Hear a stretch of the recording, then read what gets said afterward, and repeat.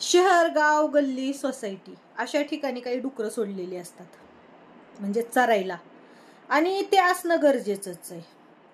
कारण जर डुकरं जर नसली तर तुम्हाला माहिती आहे डुकरं काय खातात? नाली, घाण. जर डुकरं जर सोडले नाहीत तर ती गल्ली असेल, सोसायटी असेल, शहर असेल, किती घाण होईल. डुकरं असल्यामुळे ती स्वच्छ राहतं. आणि ही खास करून डुकरांसाठी नव्हतंच. माझ्या अकाउंटला, माझं अकाउंट स्वच्छ करण्यासाठी असे काही जी डुकरं आहेत घाण कमेंट करणारे, हा व्हिडिओ खास त्यांच्यासाठी आहे.